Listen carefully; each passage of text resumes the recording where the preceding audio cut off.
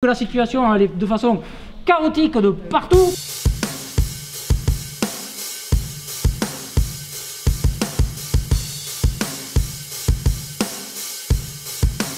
Bon là l'école est fermée parce que les deux Covidés qui auraient fait grève de toute façon ne sont pas remplacés, donc l'école est fermée. Et toi t'es là. Et moi je suis là. Voilà. Merci. Juste parce que je vais répondre à la collègue parce que je suis concerné par son cas. C'est moi qui ai été appelé, justement, je suis directeur de l'école à Mur-Régnier.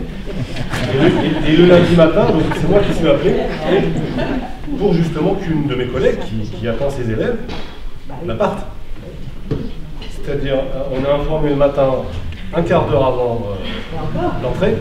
Et finalement, elle reçoit un texto, donc je n'ai pas de mail, je n'ai pas d'appel de mon inspecteur.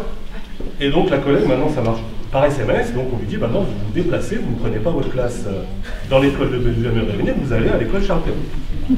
Sauf que la ville d'Angers, M. Béchu, ne souhaite pas le faire, et souhaite surtout se servir des ATSEM comme sparadrap sur ce qu'on vit notamment avec les animateurs, c'est-à-dire qu'on n'a plus du tout d'animateurs. L'année dernière, avant l'été, on était à moins 350. Aujourd'hui, on a encore une centaine d'animateurs en moins pour assurer la sécurité de vos enfants, parce que vous êtes certainement aussi parents d'élèves, pour certains d'entre vous. Hier, par exemple, dans la cantine, on a un détecteur de CO2, on l'éteint, il sonne tout le temps.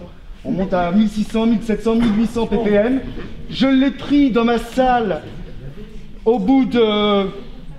J'avais tout aéré pendant le midi, 1h30. Je l'ai pris dans ma salle, en 5 minutes, on était à 1400, 1500 ppm.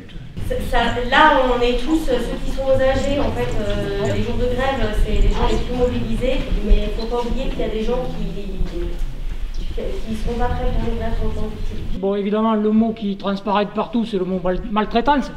Il est à tous les étages, de parents, d'élèves, de personnel, quel qu'il soit, et du service public en entier. Bien sûr, il y aura toujours des parents qui diront « oui, nous, c'est encore un problème pour notre boulot ». Mais ça, d'accord. Mais il faut leur faire aussi passer le message que c'est aussi pour eux, pour leurs gamins, vu que la situation elle est de façon chaotique de partout, que nous, on demande des postes. Aujourd'hui, l'Assemblée Générale, on est 105, 110 au maximum dans la salle, mais on est 70-80% de grévistes dans les écoles. C'est-à-dire que 50% des écoles, à peu près, sont totalement fermées. Et nous, en décidant aujourd'hui si oui ou non, nous, on veut faire la grève la semaine prochaine, que ça va envoyer un message fort à nos organisations au niveau national pour leur dire que nous, on est prêts à partir, nous, on y va, et à eux d'entendre la base et à eux de suivre, quoi. On ne va pas attendre les injonctions de Paris. Moi, je suis pour la grève reproductive. Et pour ça, il faut que les collègues, on arrive à entraîner les collègues qui, pour l'instant, ne le sont pas. C'est quand même une grande majorité. Et la dynamique, on a discuté nous, effectivement, la dynamique là, elle est en place. Elle est en place. Mardi, c'était la santé et les sociaux.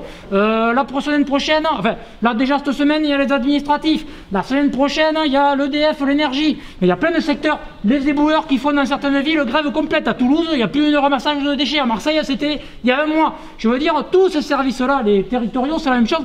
Ils sont tous touchés par les mêmes choses. La destruction du service public, la maltraitance, la précarité.